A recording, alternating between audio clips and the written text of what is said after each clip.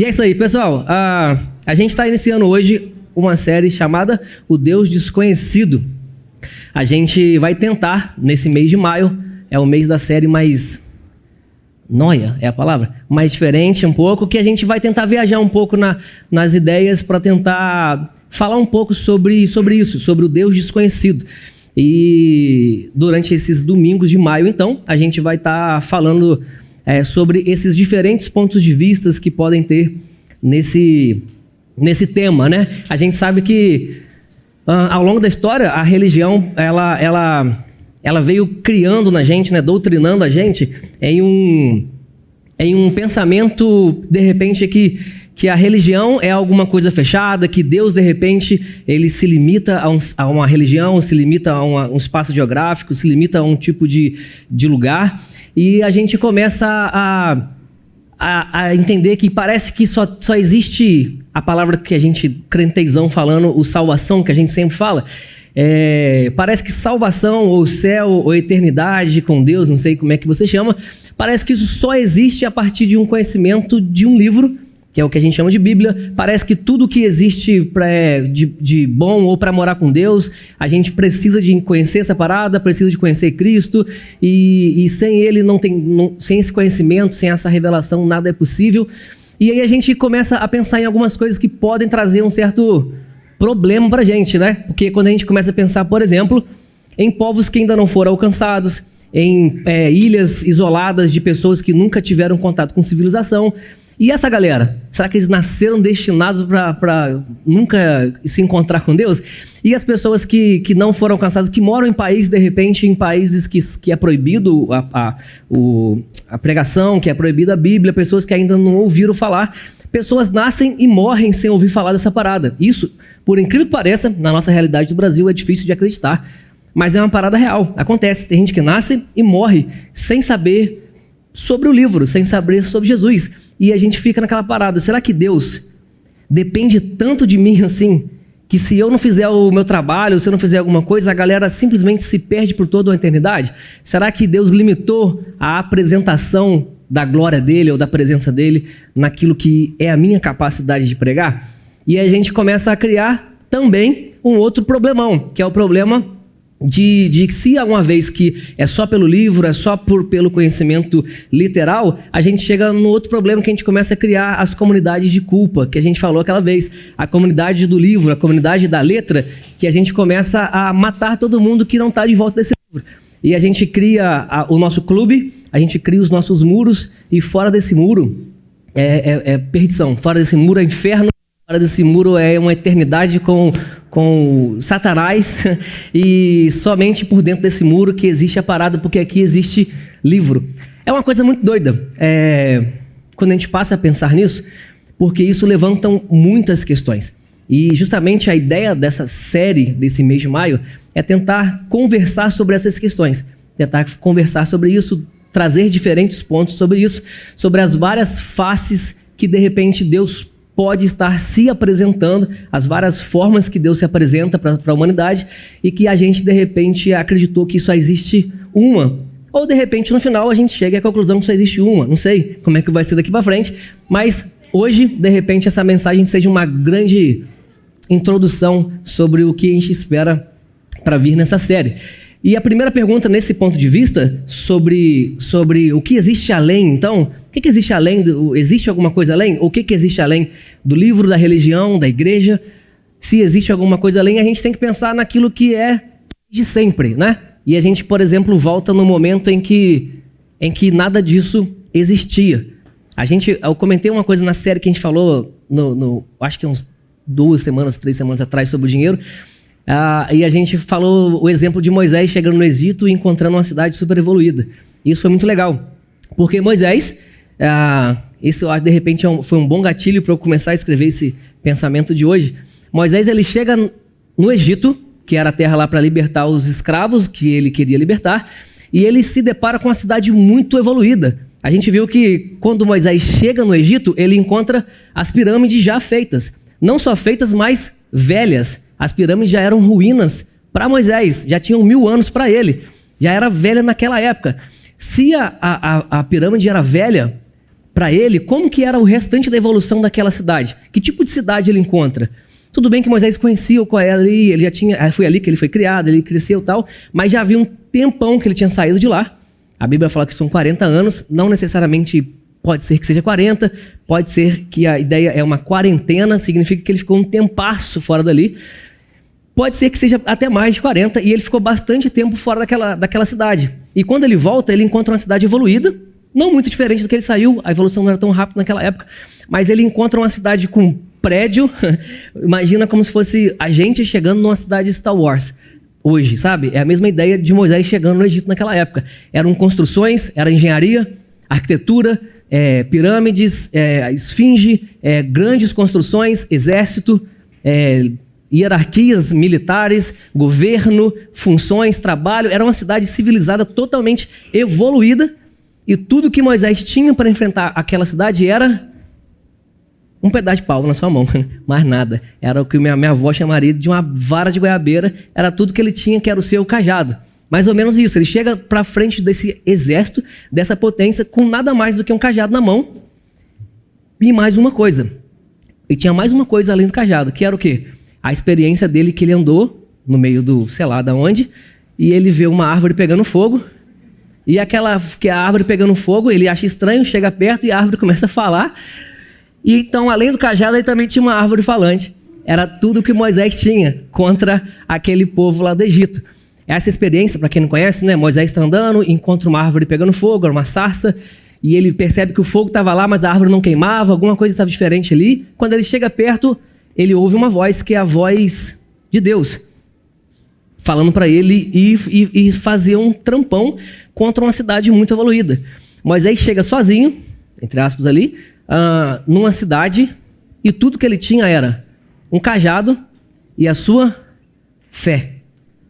Fé. Fé é uma palavra importante para esse tema. Fé é uma palavra muito importante. De repente seja a base sobre esse tema do Deus desconhecido. Tudo que Moisés tinha era fé e um cajado, mais nada. Contra um império, contra uma parada toda.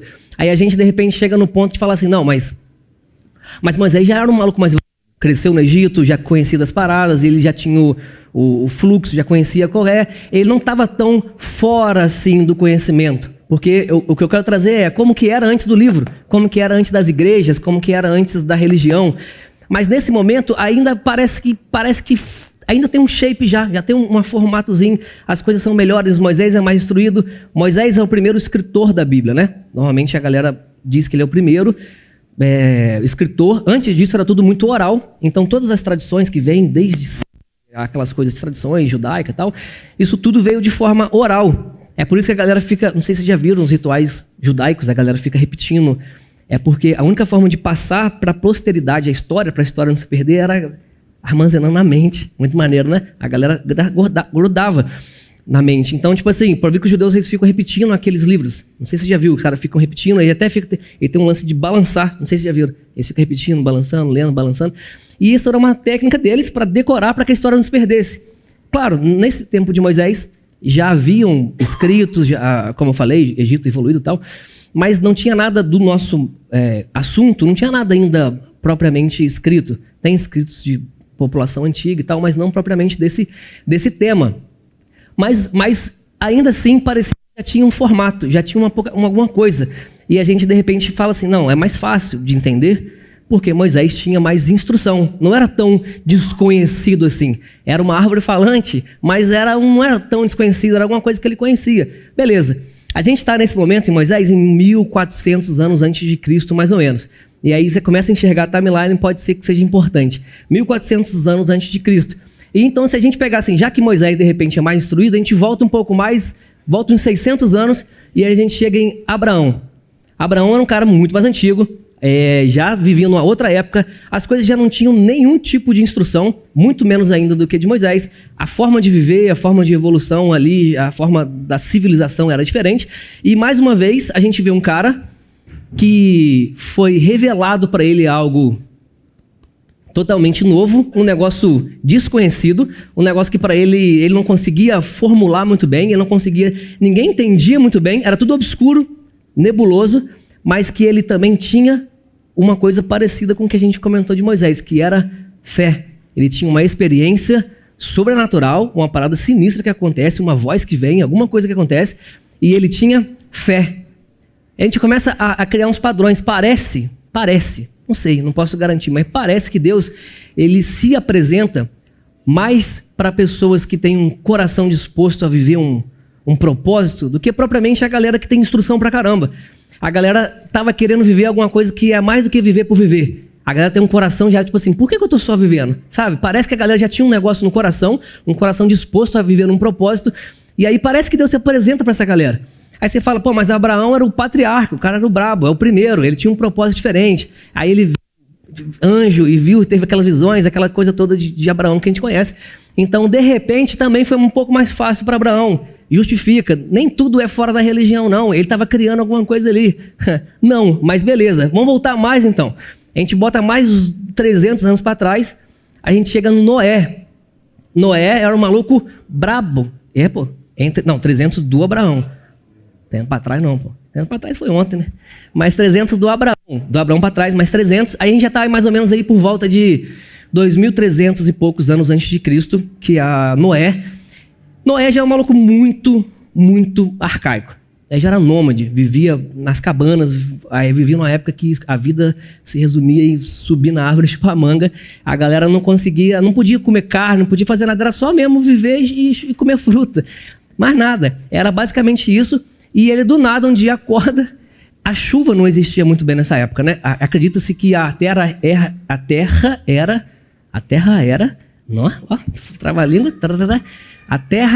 regada por neblina e não propriamente por chuva. Então a chuva no modelo que estava por vir era uma parada nova mesmo. Então ele acorda um dia, mais uma vez, algo desconhecido o encontra, vozes do além, visões diferentes daquilo que era comum, e ele simplesmente acredita, simplesmente crê numa parada totalmente desconhecida que se apresenta para ele e fala, bum, constrói um barco gigante aí. E ele, tá bom, vamos construir. Claro, tem uns momentos de todos esses, tem uns momentos de relutância ali, será que é, será que não é? Mas ele simplesmente começa a construir um barco, uma construção, de repente, uma tecnologia de algo que nenhum outro lugar do mundo existia. Aí a gente começa a chegar num ponto em que Deus se revela, o desconhecido ele começa a se revelar para pessoas que parecem ter um coração disposto, e eles começam a fazer coisas extraordinárias. E aí a gente pensa assim, pô, que legal, ou algo assim que ele está construindo, algo que nada acontecia no mundo além disso. Deus estava ali e estava acontecendo só ali e nada mais funciona além dali. A pergunta é, será? Será que nada mais funciona além dali? Será que aquilo era tudo o que acontecia no mundo naquela época? Será que... Porque a gente é acostumado a olhar a história bíblica ou a nossa história de uma forma horizontal, sabe? De ladinho, as coisas vêm acontecendo, Deus de Abraão, de Isaac, de Jacó, Moisés, Davi, Jesus, e por aí vai. Essa história parece que é tudo que existe, tudo que está nesse nossa linha de raciocínio, parece que era tudo que existiu. Sabe, a gente pegar para ver... Quando eu falei, Moisés chegou no Egito, a torre já tinha 1000 anos. Mas se você contar as contas que eu fiz agora, mais novo do que a pirâmide era o dilúvio. Começou a ficar estranho, né? A arca era mais nova do que a pirâmide. A pirâmide era mais velha do que a arca. Como que é possível a pirâmide ser mais velha do que a arca? Eu vi pessoalmente com os meus próprios olhos, nós vimos com os nossos próprios olhos um sarcófago que era mais velho do que a arca.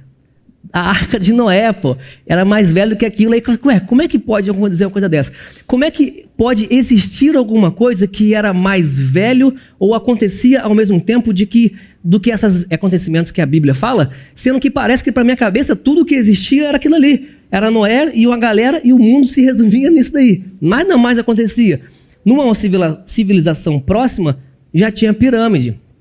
Só para a gente entender. Claro, nesse momento, os calendários se embolam, né? Não tem registros eficazes. Pode ser que alguma coisa seja diferente. Eu, pessoalmente, acredito que a arca pode ser mais velha do que essas civilizações, mas é totalmente possível que não. Pelo calendário bíblico, a arca é mais nova. Pela arqueologia, parece que não muito. Os calendários não se conversam muito bem. Mas o ponto de partida para esse pensamento sobre Existe alguma coisa fora daquilo que a gente lê? Existe alguma coisa fora daquilo que a gente conhece? Esse é um excelente ponto de partida. A gente acredita que tudo o que existe é tudo o que eu conheço. Tudo o que Deus é tudo o que eu leio. Parece que Deus ele se limita a tudo que eu conheço, como se Deus coubesse no livro ou que Deus coubesse no meu entendimento. Lembrando que nós somos um planeta de um sistema solar, entre outros bilhões de sistemas solares. E esses bilhões de sistemas solares são sustentados na palma da mão de Deus. O tamanho e grandeza de Deus é uma parada absurda e imensurável para a gente simplesmente acreditar que ele se limita na minha capacidade de entender. E aí a gente entendendo essa linha do tempo toda, a gente começa a ficar confuso, porque, caramba, o que acontecia antes disso tudo então, antes da religião? Em todos esses exemplos que a gente falou, religião não existia. O livro não existia, o conhecimento, nada disso existia. Tudo que o pessoal tinha era fé em uma parada totalmente desconhecida. Totalmente desconhecida. Em um momento pequeno, breve da história, dessas histórias que a gente contou, acontece uma parada sinistra. Uma parada muito legal, uma parada que de repente começa a centelhar alguma coisa diferente na nossa cabeça. Que é do momento que Abraão, já nessa timeline toda a gente volta ali para Abraão. Abraão, que é o patriarca, o pai de todos, o maluco é o brabo, a gente sabe que ele foi considerado o pai da situação toda, por ele seriam benditas todas as famílias da terra, e ele, a partir dele, Abraão, Isaac e Jacó, a gente até ignora um pouco antes, né, quando a gente vai orar, meio que parece que surge dali, parece que alguma coisa acontece, parece que a religião nasce ali, parece que as coisas, os planos de Deus, parece que Deus nasce ali, não precisa parar para ver, parece que Deus nasceu ali, opa, Abraão, você, e nada aconteceu em toda a humanidade, a gente ignora, joga no lixo, vida que segue, e vamos ficar com essa história. Mas existe um momento muito doido na vida de Abraão, que é o momento que ele chega e conhece uma pessoa chamada Melquisedeque. Aí o bicho pega. Porque Melquisedeque era um cara o seguinte, se Abraão era o brabo, a gente conhece como o líder, o grande, o maioral, de repente a gente vê Moisés pegando espólios de tudo que ele tinha, que ele conquistou entre aspas, saiu matando e matou uma galera e pegou e roubou o que eles tinham. Mas ele pegou os espólios de guerra e dá para um cara chamado Melquisedeque. Ele oferta, ele honra um cara chamado Melquisedeque, ele entrega para esse cara 10% de tudo que ele pegou e ele dá essa batida de continência. Opa, peraí, como já é falado lá por Paulo na frente, poderia o menor abençoar o maior? Ou é o maior que abençoa o menor? Nesse momento, assim que ele entrega 10% de tudo que ele pega de espólio para um cara que ele dá uma batida de continência, esse cara recebe essa oferta e o abençoa em nome de El Elyon, que significa o Deus Altíssimo. Melquisedeque era o rei de um lugar chamado Salém, e a Bíblia consiste em finalizar toda a história dele em umas 4 linhas, só, mais nada. Mas diz que ele era rei de Salém, e diz que ele recebe essa oferta de Moisés, e ele então abençoa Moisés em nome do El Elyon, o mesmo Deus de Moisés, de Abraão. Já mudei a história aqui. E aí, olha só que legal, uma coisa interessante, além dele ser o rei de Salém, é que não só era rei de Salém, mas ele era sacerdote do Deus Altíssimo. Ele era sacerdote numa época antes da religião, antes do tabernáculo, antes do templo, antes de tudo, ele era sacerdote. Para corrigir, vocês são bons, né? Fiz por querer para chamar a atenção de vocês estão dormindo? Ok, funcionou. Sacerdote, vamos lá. Raciocínio. Ele era sacerdote do Deus Altíssimo. A palavra aqui é El Elyon. É o mesmo Deus de Abraão. Os nomes já começaram a confundir. O mesmo Deus de Abraão. Então, a gente vê que existia alguém maior que Abraão. Existia alguém que era autoridade sobre Abraão. Abraão bate continência para esse cara. Esse cara é sacerdote do mesmo Deus de Abraão. Ele o abençoa e chama ele para a mesa, para comer com ele, como ato de honra ou de resposta àquela situação que Abraão tinha feito com ele de entregar as coisas. E isso aqui começa a ficar interessante, porque basicamente deve ter uns 2 versículos a mais só que fala sobre Melquisedeque, e é só isso que a gente tem de informação. Rei de Salém, sacerdote do Deus Altíssimo. E quem que era Melquisedeque? Muito doido. Nesse momento, a gente vê que a resposta dele é uma resposta respeitosa, uma resposta com amor, uma resposta de mesa. Senta na mesa comigo. E isso é muito legal, porque essas são as características daqueles que conhecem o Deus Altíssimo, o El Elyon. Se a gente acreditar, né? Se Deus, fala igual o Leon falou aqui esse domingo da Páscoa, né? Se, por acaso, Deus é o mesmo sempre, não sei se é, não sei se você acredita. Eu acredito, mas se Deus é o mesmo de sempre, a gente deveria medir Deus por aquilo que ele fez e faz desde sempre. Por que ele criou a humanidade? Não sei, vamos pegar lá onde que ele criou. Ele cria um ser que não precisava dele, cria uma galera que ele não precisava de ser completo, porque Deus já era completo por si só. Deus não precisava de nada para fazer ele mais feliz. Deus não precisava de alguém para amar, porque ele não é carente, ele é onisciente, onipotente, ele é Deus, afinal de contas. Mas ainda assim ele cria uma humanidade. Eu gosto de pensar, tomando minha licença poética para tentar entender alguma coisa do tipo, parece que Deus é tão amor, que ele decide criar uma criatura para despejar um pouco desse amor. Parece que ele cria alguém para amar. Tanto que ele, no seu propósito, ele cria, presenteia o mundo e fala o seguinte: todos os dias a gente vai ter relacionamento. Ele vinha na viração do dia, conversava com a galera, com a primeira humanidade, tinha esse relacionamento. As suas intenções eram essas, sempre foi. E a gente conversou também esses dias para trás. Suas motivações pareciam ser amor, compaixão, misericórdia.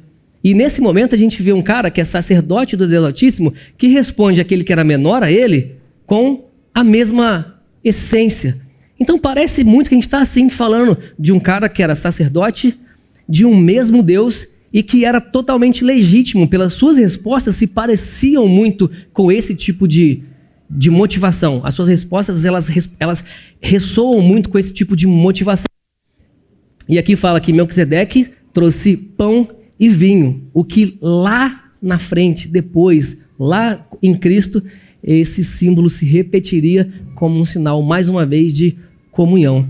As coisas se interligam de uma maneira muito doida. Quando a gente fala sobre Melquisedeque, a gente vê que existe uma situação assim, muito diferente, e que a gente começa a ver que Melquisedeque não era parte de absolutamente nada. Melquisedeque não está nessa nossa linha cronológica que a gente acredita que Deus existe somente ali.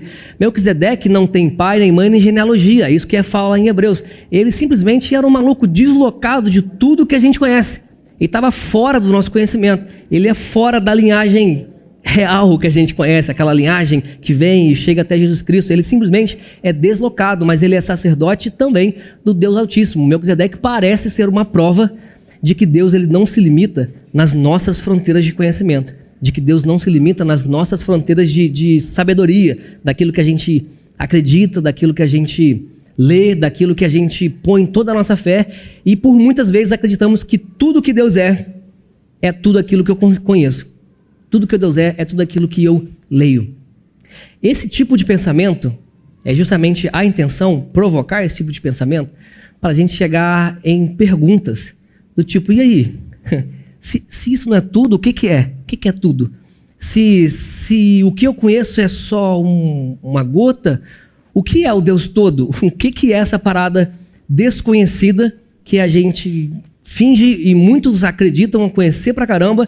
Tem gente que acredita que domina tudo sobre o conhecimento sobre Deus. Tem gente que vende essa ideia de conhecer, e tem gente até que acha que manda em Deus, né? Essa é a história, é a realidade do mundo hoje. E as perguntas, uma delas é: beleza, isso tudo aconteceu antes do livro, antes de Jesus.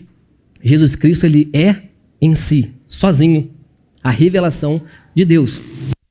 Como Colossenses diz, ele é a imagem do Deus invisível, ele é a perfeita expressão daquilo que Deus é. Jesus Cristo, ele traz clareza para toda essa confusão. Tudo que antes era desconhecido, vivendo somente por fé. Só fé. Quem pegou essa referência foi só a Marcela. E Marcela, hein? Se convertei. Tá zoando. Somente por fé, Perdi até o raciocínio. Somente por fé. E a galera vivia por corações voltados para um propósito. E agora, diferente de antes, agora a gente tem a clareza. A gente tem aquilo que é tangível. Na teologia é chamado de revelação geral e revelação especial. Aquilo que é tangível, claro e entendido, que é o especial, que é aquilo que é preto no branco, que Jesus veio e que está escrito, enfim, resumindo. E o geral, que é aquilo que Deus se revela através da sua criação, através do mundo, através de visão, através de natureza, enfim, essas coisas que acontecem. Hoje a gente tem essa revelação especial, a gente tem algo tangível, Cristo veio e trouxe. E o livro, quando eu falo dessa forma, parece, caraca, essa parada é descartável. Não, de maneira nenhuma. Cristo valida o livro. Cristo, que é o próprio Deus, ele valida e fala, o livro é bom, isso daqui é maneiro, isso aqui o fulano falou, conforme ele falou, vai acontecer. Ele valida todo o livro. Então isso aqui é real, é legítimo e a gente deve se apoiar sim nisso daí. Depois de Cristo, que é o Novo Testamento, também é muito bom, porque já era uma época onde os registros são mais confiáveis, então data, pessoas, já é cartório, então tem muita coisa já conhecida, já legítima, e são escritos por pessoas que caminharam com o Deus homem. Então é legítimo, do começo ao fim, é legítimo e é real. A parada é, será que então Deus agora, ele então, uma vez que Deus veio, Deus se revelou e a galera escreveu e a gente tem essa revelação. A partir de agora, então, Deus só se revela a partir da igreja. Deus agora, tudo que Deus agora escolheu morar dentro de um clube e ele a partir assim, eu fiz a minha parte, agora o problema de vocês, procuram a igreja. Será que essa que é a intenção? Será que tudo agora que Deus é tudo aquilo que eu posso pregar? Será que então agora que está claro, Deus confia a glória da revelação dele inteira em mim? Porque se tem uma coisa que eu tenho absoluta certeza, isso daí eu não tenho dúvida alguma, é que eu vou falhar. Essa aí é a única coisa que eu tenho absoluta certeza. Que eu vou falhar, que eu vou errar, que eu vou ter preguiça, eu não vou falar quando eu devia falar, eu vou errar, eu vou propositalmente não amar alguém um dia e é isso que eu sou. Eu vou errar um dia. Será que Deus escolheu a mim para depositar toda a confiança da sua revelação? Tudo isso está aqui? Então, se eu falhar, e como é que acontece? É uma pergunta muito doida. Hoje a gente tem a revelação da palavra, mas ao mesmo tempo a gente tem um mundo que, de verdade, o Deus ainda é desconhecido, mesmo após Cristo. Mesmo depois da revelação da sua palavra, mesmo depois de tudo tão claro, para muitos ainda, Deus ele é desconhecido. Existe um determinado momento, já na nossa época, né, no Novo Testamento e tal, e Paulo ele chega numa cidade de Atenas, e ele acha então uma galera que levantou um altar, e ele começa a adorar um Deus. A galera levantou um altar, fez igreja, fez tudo, e montou uma organização para adorar a um Deus. E quando Paulo chega, cheio de já vontade de dar uma voadora, como ele sempre foi, bolado, alguma coisa acontece. Ele chega andando pela cidade, observando os objetos de culto que você tem. Paulo falou, eu encontrei um altar que está escrito, um altar ao Deus desconhecido. Esse momento é muito, muito maneiro. Porque a gente vê que Paulo, ele normalmente dava o pau, né? Chegava e arregaçava. Legendário. Ele chegava e destruía o negócio. Herói caçador. Ele era legendário número 2? Número 3? Número 2? Quem que era o número 2? João, né? Que era de repente 4, 5, por aí. Melquisedeque era o menos. Era o menos 2, o Melquisedeque. E então, perdi o raciocínio de novo. O Deus desconhecido. Então, Paulo ele chega e encontra uma galera adorando a um Deus desconhecido. Mas nesse momento ele fala o seguinte, esses que vocês adoram é precisamente aquele que eu anuncio. Olha que parada maneira. Paulo, ele encontra uma galera que adora a um Deus desconhecido, porque alguma manifestação ali com certeza aconteceu. Algo além do natural, ou que a gente às vezes populariza como o sobrenatural, ele aconteceu de fato. A galera, de tal forma que a galera não conseguia nem se conter. A galera, vamos adorar a isso. Isso o quê? Não sei, mas vamos adorar. Alguma coisa se manifestou. A criação, ela espera essas manifestações. Alguma coisa aconteceu. Mas eles não conseguiam expressar, não conseguiam colocar aquilo em palavras, não entendiam. Aquilo era desconhecido, então falou, beleza, eu não posso deixar de adorar o que eu tenho sentido. Então vamos adorar esse Deus, que até o momento é um Deus desconhecido. Paulo, nesse momento, chega para essa galera, que adorava um Deus que eles chamavam de Deus desconhecido, e ele não condena. Essa que é a parada maneira. Esse momento a gente está falando classicamente, tecnicamente mesmo, de fato, literalmente, uma nova religião. Alguma força sobrenatural acontece, a galera se volta a partir daquilo, cria um altar, cria um templo, cria um grupo, e é uma nova religião, acabou. E dentro de uma nova religião, quando Paulo chega, ele não condena a religião, ele não fala que a religião, sei lá, se não é o que eu estou falando, se não falou o nome de Jesus, ou se não falou, é do diabo, e você vai para o inferno, e você vai queimar, e só certo é só a gente. Você pode crer, não dividiu, não separou, não criou muros. O que ele fez? Aí, de repente, uma palavra, uma das mais importantes para a gente que é cristão, ele ressignifica. Essa palavra é muito maneira, ressignifica. Ele vê aquele altar, ele percebe e fala, alguma coisa aconteceu aqui, essa galera está confusa, essa galera está ainda turvo, a visão está turva, o entendimento está confuso. Eles adoram ao mesmo Deus que eu, mas eles ainda não conseguiram entender. Eles tiveram a revelação geral de algo sobrenatural, mas eles ainda não conseguem colocar isso dentro da revelação especial, não conseguem colocar isso de forma literal, eles estão confusos.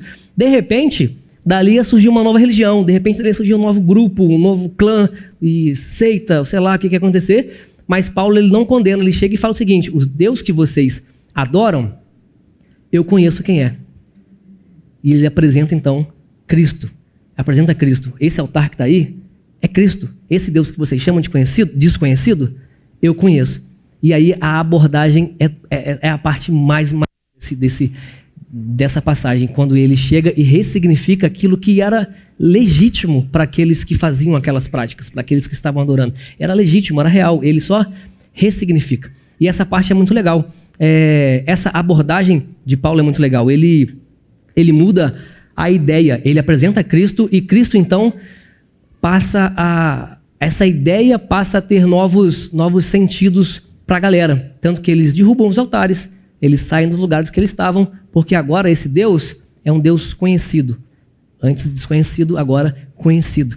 E é isso que faz quando a gente apresenta Cristo, ao invés de criar muros, ao invés de separar, ao invés de segregar quem é e quem não é, de acordo com o que eu acho que eu entendo pra caramba de Deus, que eu sou expert, que eu um monte de coisa. Muito pelo contrário, a gente sabe gotas do que ele é. Então, a partir disso, eu não sei. Será que é? Será que é Deus? Não sei. Mas eu consigo ressignificar. Não sei se vocês lembram, de repente, para a gente entender melhor sobre o impacto de conhecer a Cristo a partir daquilo que é desconhecido, quando Jesus nasce. Quando Jesus nasce, ele nasce na manjedoura, né? Fica na manjedoura e tal, e alguns magos, aí começam as palavras-chave para esse momento. Mago, que normalmente a gente falaria que mago já estava fora da questão, mas beleza. Já começa com o mago tendo a visão de que o rei havia nascido. Eles vão para Herodes, chegam em Herodes e falam o seguinte, cadê o rei? Porque nós tivemos uma visão, os magos tiveram uma visão de que o rei havia nascido, o novo rei. Herodes fica pistola, não posso perder meu poder. O que ele faz? Manda matar as crianças todas da cidade. Então essa notícia se espalha, a galera começa a matar as crianças, porque ninguém podia tomar o poder de Herodes e tal. Mas os reis magos continuam seguindo aquela revelação sobrenatural que eles tinham recebido. A gente teve uma visão. Não sei o que é desconhecido. Não sei o que é, mas eu vi. Alguma coisa se revelou através da natureza. E nesse momento, sabe o que é a natureza? Estrela. A gente está falando sobre astrologia. E às vezes a gente faz de cego, né? Mas vamos deixar bem claro. Os magos foram guiados por astrologia, ascendente em Áries e essa parada, para chegar até Jesus. E essa revelação não foi uma revelação de trás da orelha, porque era propósito de Deus. Deus se revela para o mago através de astrologia para chegar até Cristo. Dorme com esse barulho. É essa a parada. Muito doido. E aí, de repente, a gente vê que ao chegar em Cristo, as pessoas, os magos, eles são guiados pela estrela, ouvirem o rei, os magos partem, e a estrela que eles tinham visto, vai adiante deles, eles são guiados pelas estrelas até chegar ao menino Jesus. Então a gente vê magia, a gente vê astrologia, e eles são guiados e chegam até Cristo. Qual que é a diferença? Qual que é o ponto daqui? Deus, ele se revela como Ele quiser. Isso é o que faz Deus ser Deus também. Ele faz o que Ele quiser, na hora que Ele quiser, como Ele quiser, no momento e quando, onde Ele quiser. Ele é Deus. Ele não está sobre o meu domínio, sobre a minha ação. Ele faz o que Ele quiser. Ele já fez com o jumento. Ele já fez, se ninguém quiser, Ele falou que a pedra faz. Nada é limite, Ele faz o que Ele quiser. E nesse momento, sim, a gente está falando puramente de esoterismo. Se você não conhece sobre esoterismo, pode procurar a Letícia. É a nossa esotérica da igreja. Para quem não sabe, ela é alemão, prevê o futuro. Então, é real, não, isso é. Não é verdade? Tá com vergonha. Mas, nesse momento, a gente está falando esoterismo mesmo. É uma parada muito diferente. Muito além do que a gente consegue encaixar no nosso entendimento. É uma parada que hoje, se acontece, a gente vai falar que é demônio. A gente separa a galera, porque não é demônio, pode crer? E o segredo está justamente no seguinte. Nesse momento, eles chegam a Cristo, levados por uma visão de algo desconhecido. Mas quando eles chegam a Cristo, eles o reconhecem como rei, como Deus. Não está escrito exatamente, mas pelos presentes que eles dão, parece, né? O ouro, incenso e mirra, como realeza, divindade, e ali o sofrimento da mirra, o material de embalsamar e tal. Eles o reconhecem de tal forma que reconhecem como Deus, o reconhecem como rei, e aquela que antes era uma visão desconhecida, que era uma confusão ainda turvo, nesse momento passa a ter luz, passa a ter clareza. O entendimento vem. Aquilo que é turvo não necessariamente não é de Deus. A diferença é que quando o turvo, quando o confuso, quando aquilo que é desconhecido encontra Cristo, isso se torna conhecido, isso se torna claro. Afinal de contas, o Evangelho é isso, luz para os nossos caminhos, é luz para aquilo que antes a gente não conseguia enxergar. Isso que Cristo faz, Ele clareia o entendimento. Aquilo que de repente a gente estava confuso. Por isso a abordagem de Paulo é exatamente a abordagem que nós deveríamos ter. Em toda a humanidade, nesse dia, nessa época do altar ao Deus desconhecido, mas também nos dias de hoje, em toda a humanidade, existe um momento, né, em Romanos que fala o seguinte, ó, a ardente expectativa da criação. A criação, tudo que é criação, tudo que é, no nosso contexto, tudo que é gente, existe alguma coisa dentro que a gente não consegue explicar o porquê, como, onde, mas algo dentro da gente é parte daquele sopro de Deus lá no começo, é parte daquilo que é divino. Algo dentro de nós clama pelo Criador, algo dentro de nós clama por Deus, e em todo momento vai acontecer. No momento dos reis magos, a gente vê que naquele momento, quando Jesus nasce, já tinha igreja, já tinha escritura, já tinha lei, já tinha professor, já tinha mestre, já tinha pregador, já tinha tudo. Tudo já existia nesse momento. Mas aqueles que carregavam a letra estavam tão preocupados em pregar a religião que se esqueceram e não perceberam que Cristo havia chegado. Aqueles que carregavam o conhecimento, aqueles que carregavam a escritura, carregavam a lei, carregavam tudo na mão, não perceberam que Cristo havia chegado. Deus não vai se limitar a isso. Deus não vai se limitar ao livro ou a que eu posso ensinar, o que eu posso pregar. Já que os da letra não entenderam, ele se apresenta pelas estrelas para que Cristo fosse conhecido. E a criação inteira tem isso, a gente busca por Deus. E em todo momento, assim como Paulo achou uma galera que tem um altar de Deus desconhecido, nos nossos dias, hoje, também acontece. E acontece de monte. É muita religião surgindo, é muita ideia surgindo, ideologia atrás de teologia, que de repente é simplesmente o coração disposto a viver um propósito, pessoas que querem viver além de só viver, mas que a revelação que eles tiveram não veio da letra, porque a letra está preocupada em pregar religião. De repente, a letra, o conhecimento, está preocupado em lugar, em igreja, em religião, e está esquecendo de mostrar Cristo para as pessoas. Está esquecendo de pregar o Cristo que ressignifica essas ideias. A nossa abordagem para o mundo deveria ser essa mesma de Paulo. Encontrar Cristo e ressignificar essas experiências. Deus, por muito do que acontece, é Deus. Muito do que acontece é de fato Deus. Tem uma tribo chamada Calienses, era, né, na época, quando ela foi descoberta, na antiga Birmânia, que eles simplesmente adoravam um Deus chamado Ivoá. Bem parecido com Iavé, né? Alguém estava com mais cérebro no ouvido do que o outro, e ouviu diferente. Ele ouviu Ivoá. E aí ele ouviu Ivoá, aí quando a galera foi descoberta, porque eles já tinham uma civilização formada, mais ou menos formada, tribo e tal, eles achavam que todo mundo era só aquilo que eles tinham, eles não tinham interação com ninguém.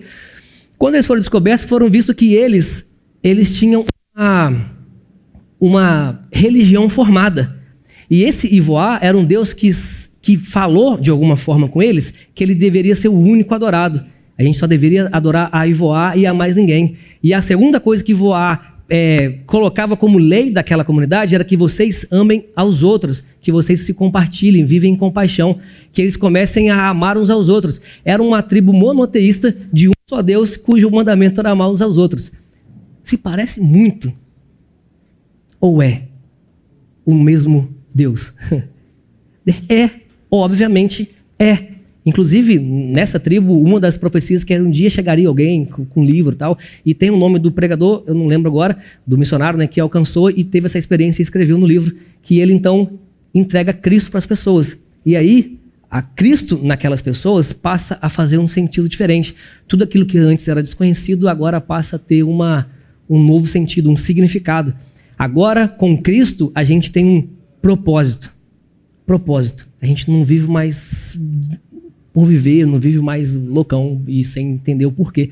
A gente agora tem um propósito. Isso é muito maneiro. Essa deveria ser a nossa abordagem. Deus se apresenta conforme Ele quer. E a gente, muitas, e de repente não, com certeza, a maioria daqueles que se dizem cristãos e igreja se preocupam muito mais em pregar a religião do que Cristo. Cristo não vai esperar a gente. Cristo vai se apresentar da forma que Ele quer. A gente que de repente quer fazer um negócio genuíno, um trabalho na moral, a gente tem que ser aquele que ressignifica as experiências e mostra, cara, isso que você está fazendo aí, maneiraço. Eu entendo o que você está passando, eu também sinto. É forte pra caramba. E pode ser que seja um pouco desconhecido para você ainda, está muito turvo, mas eu conheço, eu posso te apresentar. Essa é a abordagem diferente. Paulo, nesse momento do Deus desconhecido, ele estava menos preocupado com a religião. Ele estava menos preocupado em trazer pessoas para formar o clube dele, para aumentar o muro, para alargar a tenda, como os crentes dizem. Ele estava mais preocupado em mostrar Cristo para as pessoas. Porque uma vez que Cristo é apresentado, agora a gente passa a ter um outro sentido de vida. Agora as experiências elas se justificam. Agora tem um porquê. E aí a gente vê que lá para frente, né, Paulo, por exemplo, ele vai falar para a galera que Cristo, ele não é a partir da nossa linha. Cristo, ele não está a partir da tribo de Levi, de Benjamim, de não sei o quê, e veio da ordem. Não, Cristo é da ordem segundo Melquisedeque. Significa o seguinte, Cristo ele vem da onde ele quiser. Cristo vem de fora daquilo que a gente conhece, fora da linha que a gente estuda, fora dessa linha que a gente entende, o comecinho, genealogia de fora a fora. Ordem de Melquisedeque. E ele mesmo, nesse mesmo livro, nesse mesmo capítulo de Hebreus 7, ele fala, Melquisedeque, que não tinha pai, não tinha mãe, não tinha genealogia, era simplesmente alguém deslocado de tudo que a gente conhece, mas que era servo do Deus Altíssimo, e Cristo vem daí. Cristo vem de fora daquilo que nós entendemos. Cristo, ele rompe a barreira daquilo que a gente entende. Cristo, ele rompe o nosso entendimento. Cristo, ele rompe aquilo que a gente conhece. E eu queria encerrar com, de repente, esse pensamento, né? O Cristo que pregamos, porque está errado aí. O Cristo que pregamos, com S no final, é maior do que a religião que nós construímos.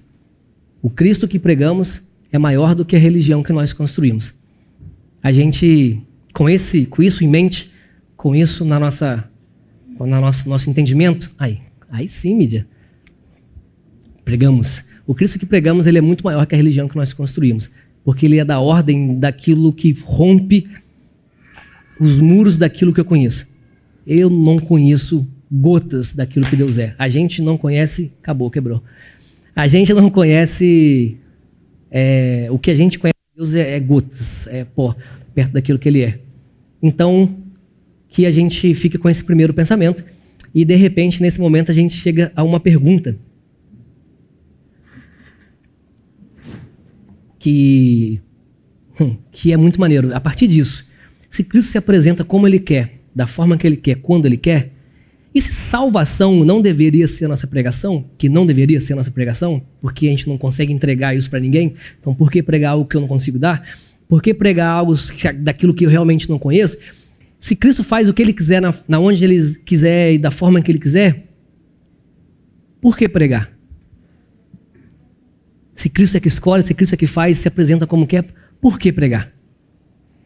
Essa pergunta é o tema do domingo que vem, que a gente vai se aprofundar em entender, então, qual é o nosso papel nisso tudo. O porquê pregar, já que tudo é mais ou menos debaixo da sua soberania e da sua vontade única e imutável de um Deus infinito. Então, por que pregar? Domingo que vem a gente vai conversar sobre isso, sobre o porquê pregar.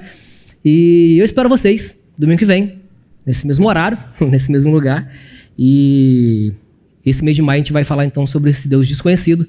Espero que vocês estejam tendo uma boa experiência. Espero que vocês tenham ouvido e recebido alguma coisa hoje, que isso possa agregar na vida de vocês. Conversem no grupo de conexões sobre isso. Se aprofundem nisso para que domingo que vem a gente dê o segundo passo, que é o passo do entender o porquê nós pregamos. E é isso aí. Você que está visitando a gente, não se esqueça. Tem uns cartõezinhos aí nas mesinhas. Então anota o seu nome para a gente te mandar um emoji todo dia de manhã, bom dia, com a luzinha piscando. A gente não vai fazer isso não, tô zoando. Vai fazer não, pode botar, confia. A gente só vai mandar rios de The Of The King, The Power, só, mais nada. O dia inteiro. Legendário também chega. E é isso aí, espero que vocês tenham um resto do bom domingo. Não se esqueçam, hoje é do almoço e é de graça.